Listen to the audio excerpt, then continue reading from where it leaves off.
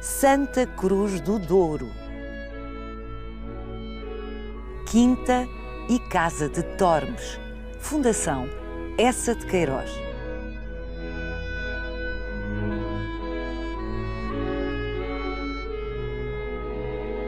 Esta quinta chamava-se Vila Nova, quando, em finais do século XIX, a mulher de Essa de Queiroz a herdou. O casal vivia em Paris há anos, mas em 1892, Essa de Queiroz decide fazer-se ao caminho e vir conhecer a propriedade que lhes coubera em sorte. A impressão que lhe provocou a paisagem foi central para as obras que produziu a seguir: a ilustre casa de Ramires e, sobretudo, a cidade e as serras.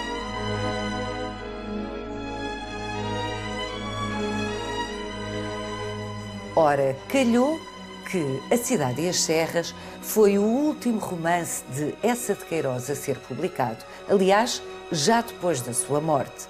E esta coincidência instalou uma ideia, uma dúvida que persiste mais de 100 anos depois. Ter-se-ia o urbaníssimo Essa, cansado da cidade e do seu antigo anseio pelo progresso de Portugal? Vai querer saber mais. Venha connosco nesta visita guiada.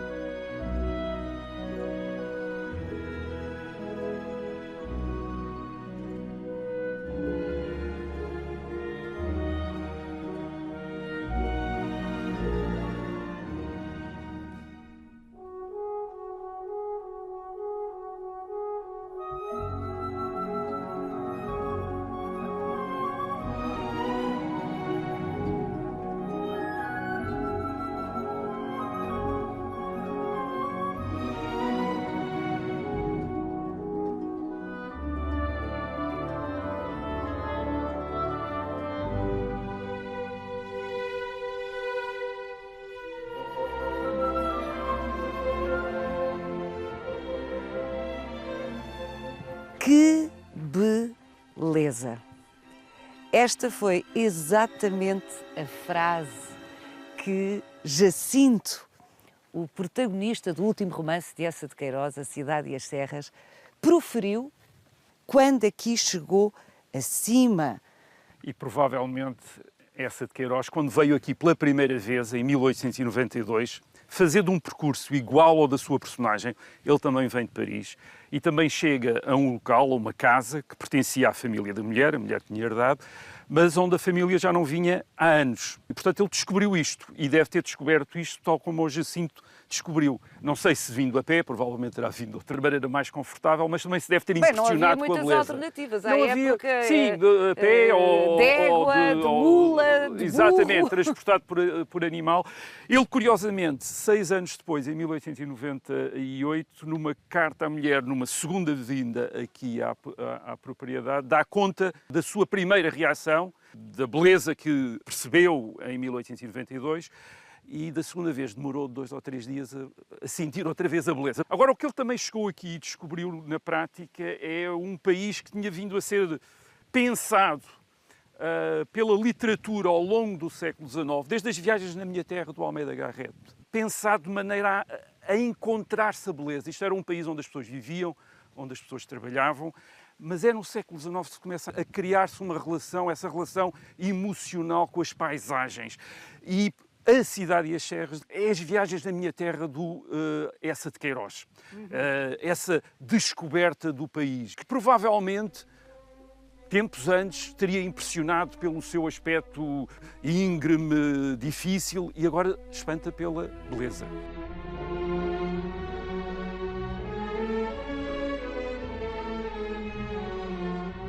A paisagem não é exatamente o que esteve sempre aqui, é sobretudo aquilo que as pessoas foram educadas para ver. E ao longo do século XIX, através da literatura, através da pintura, cria-se uma sensibilidade que vem dos românticos, dos chamados românticos, para este tipo de paisagem. Isto é paisagem de montanha, paisagem de serra, uma paisagem íngreme, uma paisagem que remete para aquilo que eles identificariam com a natureza, com aquilo em que o homem não tocou.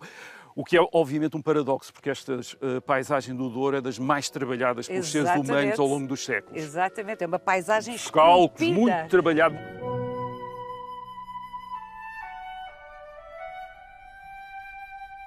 Lembre-nos brevemente a história que é contada em A Cidade e as Serras. História muito divertida. E a história divertida de um rapaz rico, O Jacinto? O Jacinto, proprietário da Quinta de Tormes e de muitas outras coisas. Ele vive em Paris, nunca tinha vindo a Portugal, estuda em Paris. Durante os seus estudos em Paris, nos anos 70 do século XIX, encontra um outro rapaz originário desta região, que é o Zé Fernandes, numa quinta a umas horas desta, Guiães.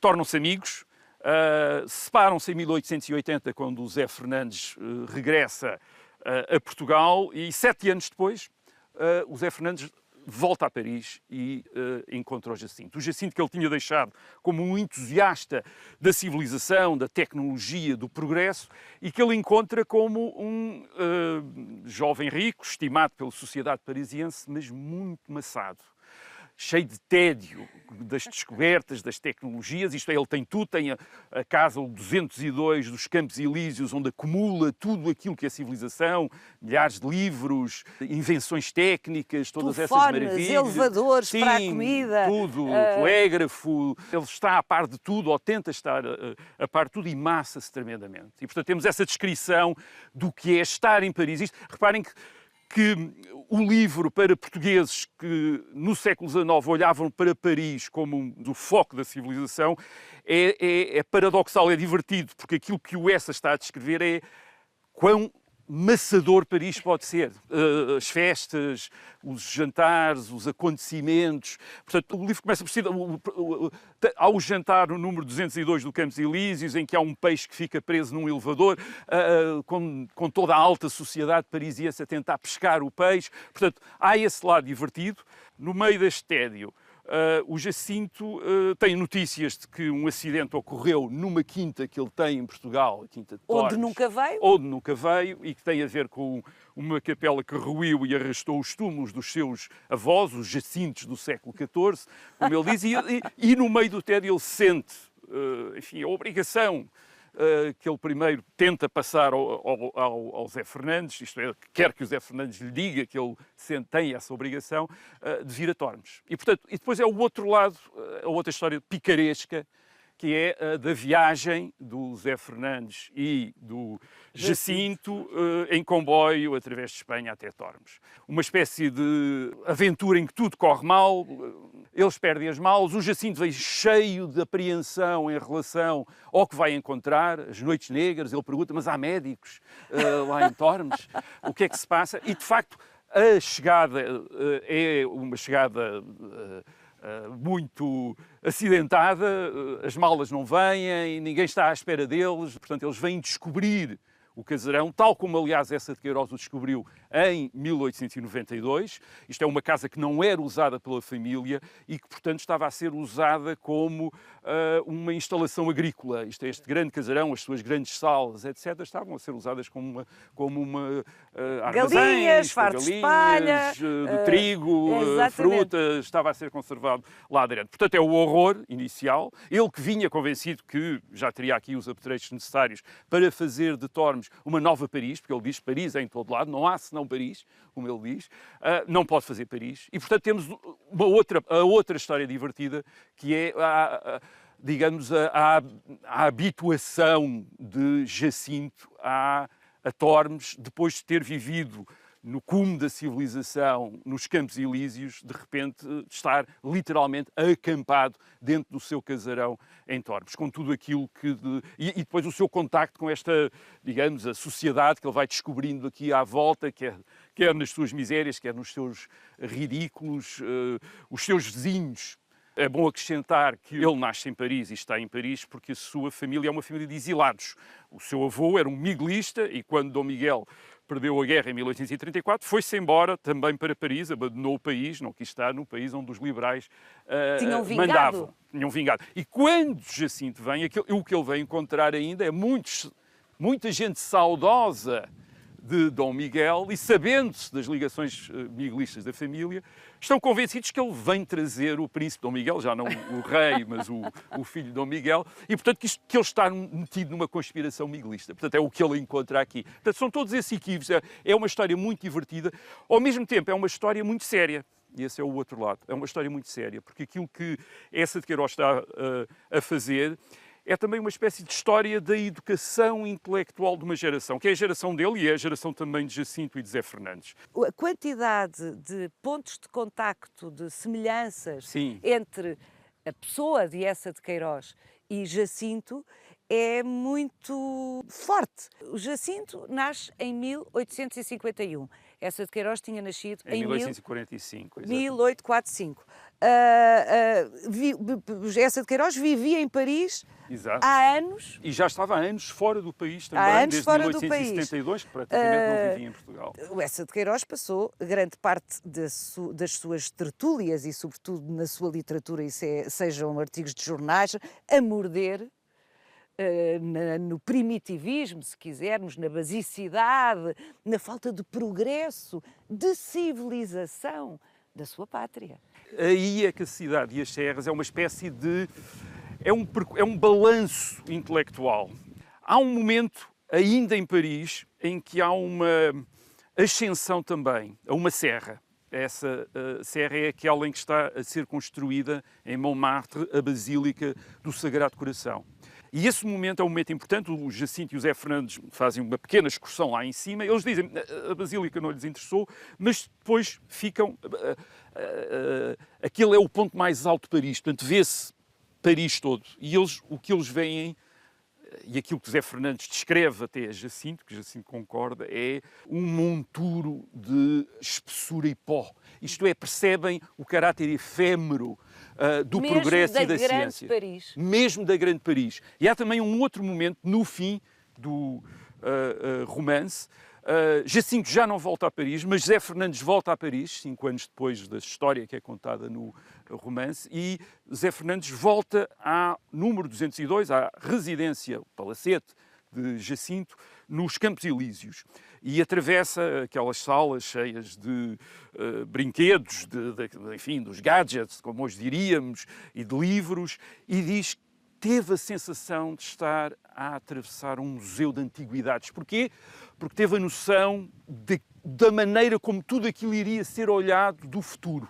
Tudo aquilo iria ser velho, obsoleto. Aquela sensação que eles tinham de estar a viver, digamos que na crista da onda no fim da história, exatamente, no cume, ele tem finalmente a noção de que não, nós não estamos apenas numa pequena vaga. E repare, isso é para onde remete a cidade e as serras. Não é tanto o polo da cidade e das serras, que é usado até para obter até efeitos humorísticos, mas sobretudo para aquele balanço que em um determinado momento uma geração e uma pessoa, e o próprio Eça de Queiroz provavelmente, está a fazer da sua vida e a perceber o caráter transitório do mundo em que cresceu e a que se habituou, da sua própria vida e da sua necessidade de repensar tudo isso. Portanto, por isso é que eu disse, é um livro, é um romance muito divertido e ao mesmo tempo muito sério.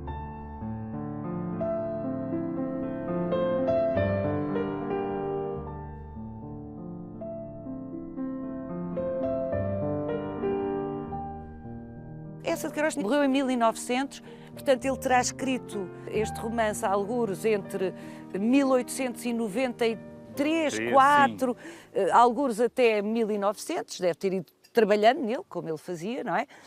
Mas ele não sabia que ia ser o seu último romance. Não. Portanto, muitas vezes esta ideia de que é uma espécie de legado que ele quis deixar... Testamento, exato. Não pode ser, não é verdade, porque ele não podia adivinhar que ia morrer com 55 anos. E, menos ainda, podia adivinhar que iria ficar sepultado naquele cemitério ali embaixo.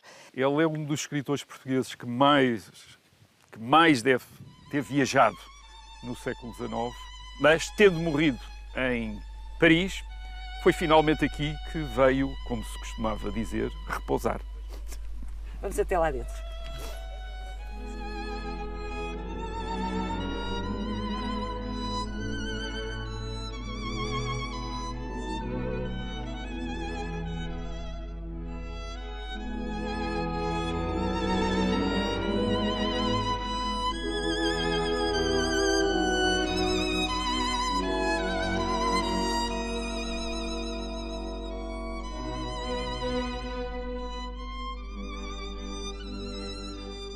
A Fundação Eça de Queiroz foi uma ideia, um desejo dos herdeiros do escritor no início dos anos 70 do século XX.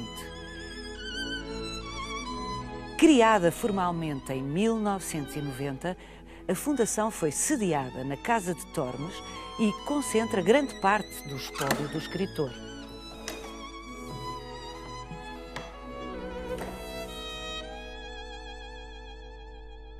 Que lindo teto! Provavelmente terá sido o teto que Eça de Queiroz viu quando aqui chegou pela primeira vez em 1892. E esta mesa também terá sido uma das poucas peças de mobiliário que havia deste casarão, um casarão abandonado, e que o terá inspirado depois para imaginar a chegada de Jacinto e de Zé Fernandes, quando não tinham mais nada e acabaram por jantar a uma mesa que seria bichada, comida pelo bicho. De facto, aqui se concentraram os poucos objetos que aqui estavam, como diz o Rui, Sim. quando o Eça aqui chegou em 1892 E também estão musealizados, uma parte do mobiliário e dos objetos que estavam com ele na casa de Paris, na última casa em que ele habitou em Paris.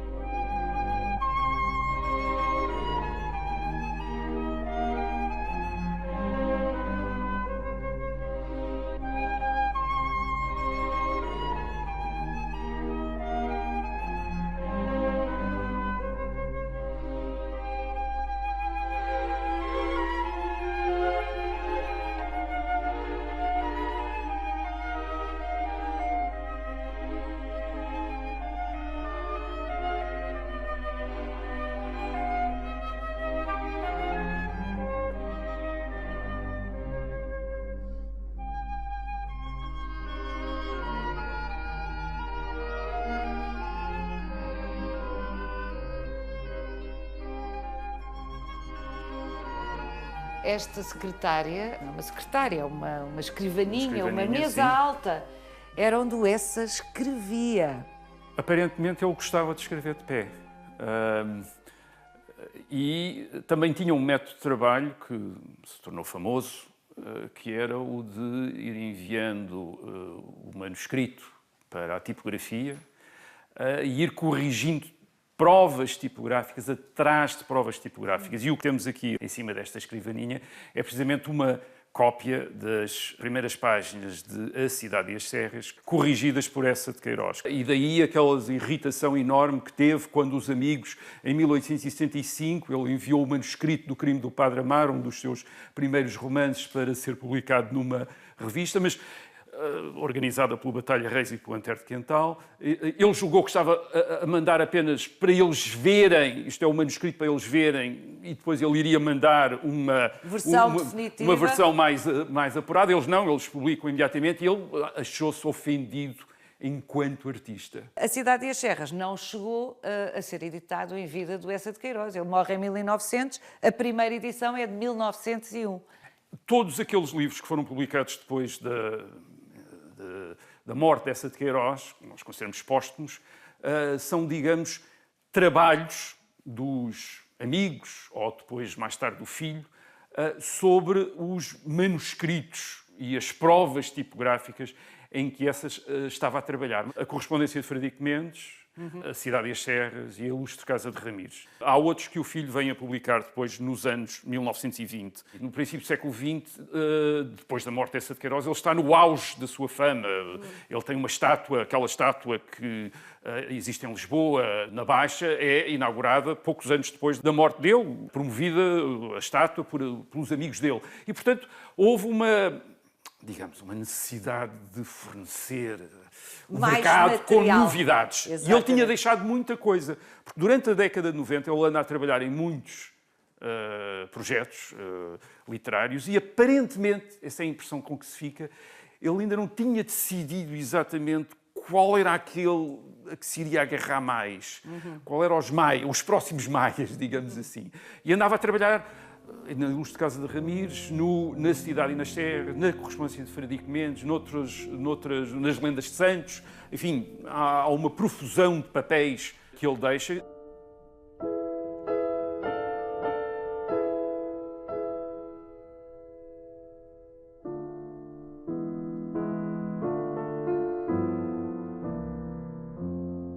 Rui, é curioso que seja numa casa que chegou tão tarde à vida dessa de Queiroz e onde ele nunca viveu, seja a casa que abriga os objetos que lhe sobreviveram, evidentemente, e inclusive alguns dos seus manuscritos e provas. Mas provavelmente não podia ser outra casa, porque ele nunca teve uma casa própria. Ele viveu sempre em casas alugadas, como cônsul de Portugal. Ele era da carreira diplomática Ele era mesmo. da carreira, ele em 1870 fez exames, foi aprovado, entrou na carreira diplomática. O primeiro posto que tem é Havana, Cuba, em 1872. Trata sobretudo dos interesses dos imigrantes chineses que chegavam a Cuba para trabalhar nas plantações de cana-de-açúcar, vindos através de Macau e, portanto, com papéis portugueses, e, portanto, eram tratados pelo Estado português como se fossem portugueses. E o Essa era o cônsul que lá estava para os defender. Há que dizer que Cuba recorda essa de Queiroz. Acalentam a memória do escritor, é curioso. Até porque Essa, no mundo de língua espanhola, teve leitores, foi traduzido. Teve e tem, muitos. Ele, enquanto está em Cuba, aproveita para visitar os Estados Unidos e o Canadá, até porque ele tem relações em Cuba muito com americanos que visitam a ilha. Provavelmente terá até tido umas relações sentimentais com umas senhoras americanas, aliás, ao mesmo tempo, duas senhoras americanas ao mesmo tempo. Ele de Cuba regressa depois a Lisboa, em 1874, e é daqui que parte para a Europa e para a Inglaterra, onde vai estar durante bastante tempo. Primeiro em Newcastle, depois em Bristol, sempre como cônsul. Umas vezes queixando-se do trabalho, outras vezes percebendo nós que ele tem bastante tempo livre por causa da sua produção literária. Claro. E não apenas literária enquanto autor de ficção, mas também autor de colaboração jornalística. Ele é colunista de jornais, de vários jornais. E tem muitos projetos, constantemente tem projetos literários. Curiosamente, quase todos os livros, tal como ele inicialmente os descreve, não correspondem depois à versão final. Quer dizer, ele descreve, por exemplo, os Maias, a primeira vez que o vemos aludir àquilo que vem a ser a ideia dos Maias, é para uma pequena novela. E depois temos 2 volumes, quase 800 páginas, salvo erro, na edição de 1888. Essa é também alguém que resiste constantemente à expectativa que vai criando nos seus leitores. E, inicialmente, ele aparece quando colabora na imprensa de Lisboa, como um fantasista. E depois surpreende com uma novela realista, como é O Crime do Padre Amaro. E, portanto, toda a gente o recebe como, sim senhor, o grande escritor realista português que vai fazer um exame, nós hoje diríamos sociológico, através da literatura, da sociedade portuguesa. E é isso que ele propõe aos editores. Cenas da vida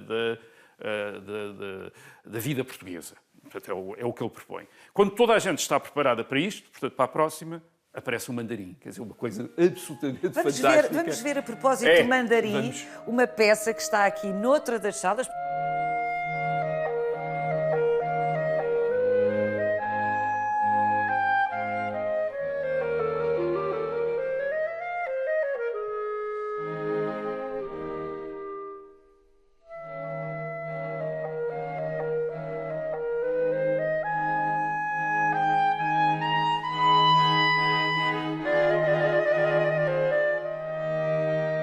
Esta veste chinesa foi oferecida ao Essa de Queiroz pelo Conde de Arnoso, a quem ele dirige uma carta absolutamente... Bom, é difícil escolher entre os textos mais hilariantes de Essa, mas esta está entre os melhores, seguramente. Vamos ouvi-la.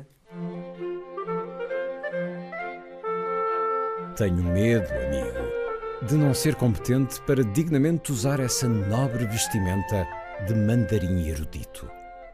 Onde tenho eu as qualidades precisas para me poder encafuar com coerência dentro daquelas sedas literárias, onde tenho eu o austero escrúpulo gramatical, a dogmática pureza de forma, a sólida gravidade dos conceitos, o religioso respeito da tradição, a serena e amável moral, o otimismo clássico de um bom letrado chinês, membro fecundo da Academia Imperial.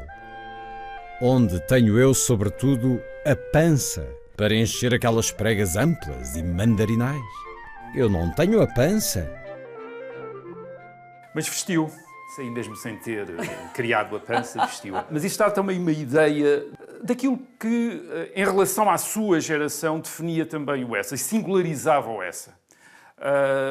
Os outros membros daquela que nós chamamos depois geração de 70, que são basicamente aqueles escritores que ou foram amigos ou que tiveram relações de camaradagem e de proximidade intelectual com o Eça de Queiroz. Estamos a falar de Antero de Quental, estamos a falar de Oliveira Martins, estamos a falar naturalmente de Ramalho Ortigão, com quem Eça faz as farpas em 1871, e o Mistério da Estrada de Sintra em 1870. Estamos a falar de Teófilo Braga, enfim, um bocadinho mais distante, mas também da mesma geração, colegas de Coimbra, muitos deles, de Coimbra.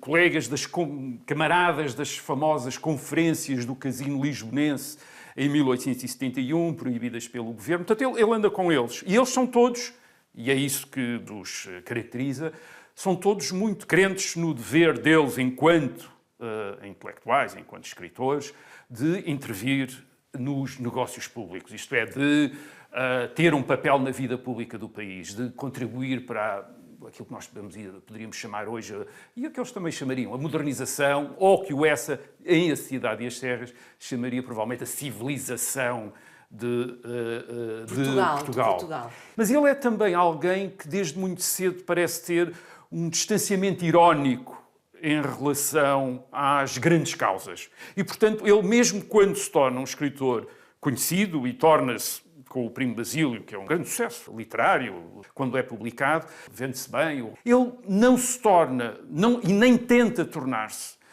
um escritor como na Europa havia Victor Hugo, Zola, isto é, aquilo que nós chamamos um intelectual, alguém que usa a sua posição literária para influir na vida pública. E, por exemplo, quer Oliveira Martins, quer Guerra Junqueiro, outro dos camaradas, tentaram, não fizeram, foram deputados, foram isto. Não, Essa mantém-se fora do país, mantém-se cônsul, a escrever as suas cartas e a inventar planos de ganhar dinheiro e a inventar...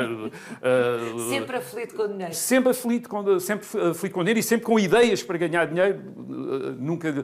Sempre a inventar novos projetos literários, isto é, ele não tinha acabado um, já estava a propor outro aos editores. E, sobretudo, com essa noção crescente do caráter, digamos, efêmero, do caráter relativo, daquelas causas que a sua geração vai adotando. Aquilo que interessa ao Essa é precisamente, digamos, vou usar esta expressão um bocadinho heterodoxa, o supermercado de ideias. Todas as ideias, todos os ismos que estão disponíveis. Com esta sucessão de modas e de estilos, que é a visão também que poderia ter um artista, que é a maneira como ele se define. E aquilo que lhe interessa é precisamente este divertimento, o divertimento com as maneiras de pensar.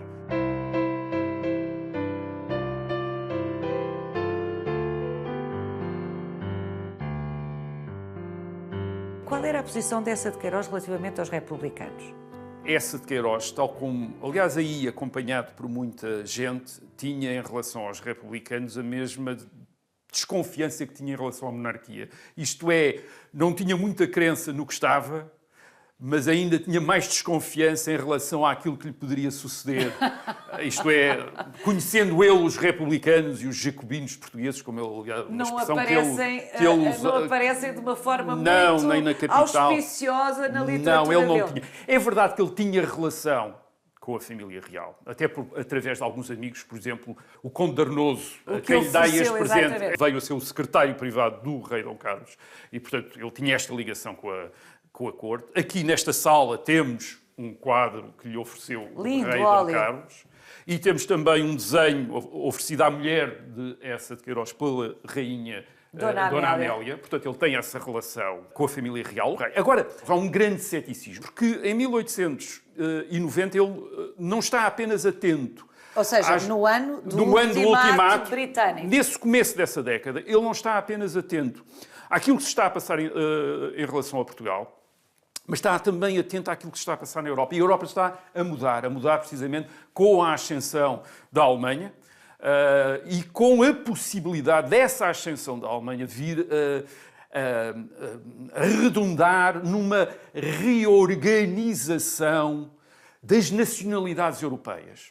E, portanto, tem aquela ideia, aquele sentimento de que não pode dar por garantido a continuidade da independência e da nação portuguesa. Ele, aliás, que tinha começado a escrever, um romance, uma novela sobre uma eventual ocupação espanhola de Portugal, provavelmente inspirado pouco pela Guerra Franco-Prussiana. Que toda a vida teve uma intuição, aliás, como o artista que era, os artistas... Sim, é assim que ele se define ele próprio. Têm uma intuição, ou têm uma intuição cultivada, não é? E ele, de facto, teve essa intuição de que isto não só não durava, nada durava, claramente, sim, mas que havia uma iminência de perigo. Coisa que a história confirmou, de resto. Havia um perigo, quer dizer, havia um perigo.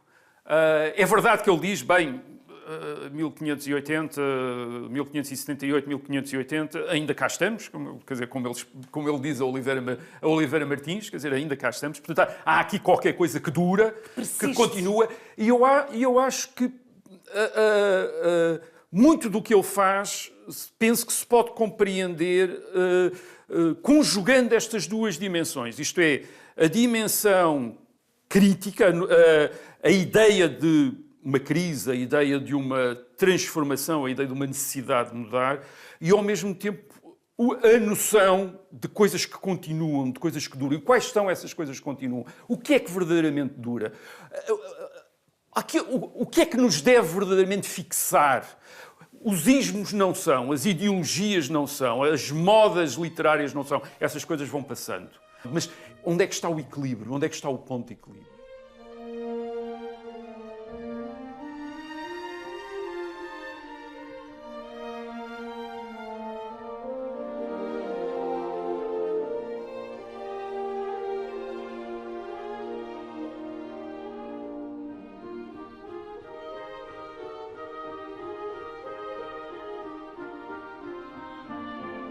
Aquilo que nós podemos ver na cidade e as serras é essa polarização entre dois modos de vida, mas em que não há um bucolismo, quer dizer, isto é, eles não estão a viver na Arcádia quando vêm para a Serra. A Serra tem aspectos, a Serra, isto é, para significar o Portugal rural, o Portugal do Douro, tem aspectos que não são absolutamente nada recomendáveis e que estão ali descritos de uma maneira muito crua, quer a nível das dificuldades com que uma parte da população vivia nesta zona e que o Jacinto, um bocadinho ingenuamente, tenta acorrer aos seus caseiros, dar-lhes casas, dar-lhes...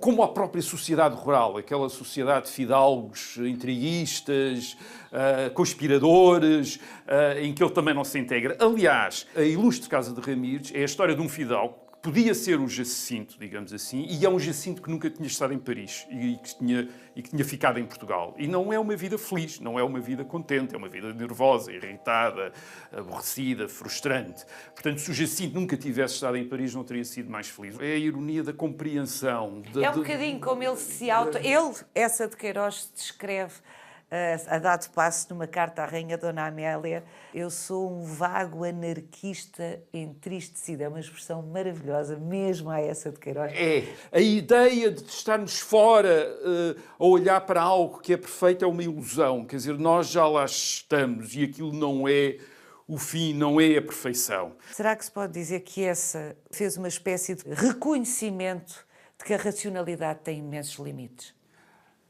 Sim, há uma noção de que aquilo que nós podemos, por um lado, conceber, por outro lado, dominar e utilizar, é muito limitado. O século XIX é este século em que há em muita gente a ideia de que se pode substituir a religião naquilo que ela tinha de redenção do homem pela ciência e pela técnica. E a ciência e a técnica vão redimir o ser humano, vão dar ao ser humano a sensação de um sentido, a sensação de uma pertença, a sensação de domínio e de segurança que antigamente as religiões davam e agora é a ciência e a técnica que dão. E a verdade é que essa, no fim do século XIX, faz parte já de um mundo intelectual onde muita gente tinha percebido que isso era uma ilusão. E que, portanto, aquilo que não acabou nunca e aquilo que eles têm de continuar é a pensar, é a refletir, é a ver as coisas, é a aceitar, é a admitir que talvez outros estejam certos. Há uma conversa interessante entre o Jacinto e um padre. É na cena da transladação, isto é, em que os ossos dos Jacintos do século XIV são levados para um novo lugar de repouso. E o Jacinto, bastante modesto, diz, bem, provavelmente estes Jacintos são gente que não teve importância nenhuma, foram uns quaisquer. E o padre diz, não tenho a certeza. Se eles viveram e estiveram aqui, provavelmente foram úteis. Quer dizer, e nesta boca deste padre, quer dizer, que é descrito como um padre simpático, está provavelmente aquela a noção de que talvez não devemos ser tão rígidos e tão severos nos nossos juízos sobre aqueles que foram, e talvez também não devemos ser tão severos sobre nós próprios. Aquilo que é deixado nos meios é aquela sensação de fracasso, isto é, de dois rapazes que julgaram que iam fazer isto e mais aquilo e mais aquele outro, e que se encontram num determinado momento da vida em que não fizeram por um lado e percebem que já não vão fazer por outro, e portanto aquela sensação de que afinal falhámos. Os vencidos da vida, que é aquele grupo a que ele pertence, em A Cidade e as Serras, aliás, tal como na Ilustre Casa de Ramires também, onde ele chega é a ideia de que não fomos vencidos. Vivemos a vida que tivemos de viver. A vida neste século, a vida entre Paris, Jerusalém, Lisboa, Santa Cruz do Douro, Tormes, vivemos essa vida toda. Quer dizer, e ao viver essa vida, tal como o padre tinha ensinado a Jacinto, não fomos totalmente inúteis.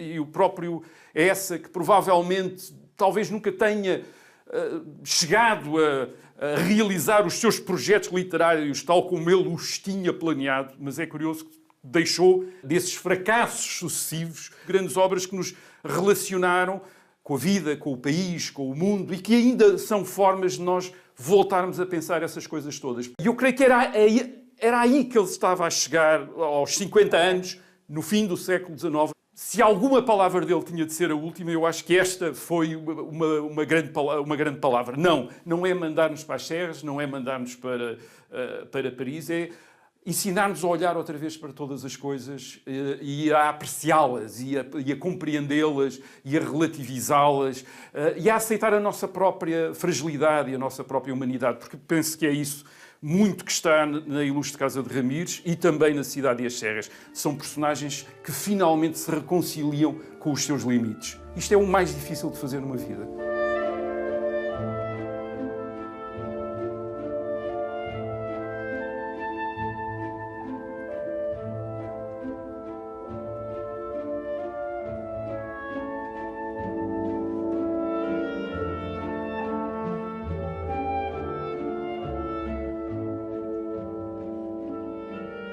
Siga-nos no Instagram, no Facebook e na nossa página onde pode rever este e os outros Visita Guiada.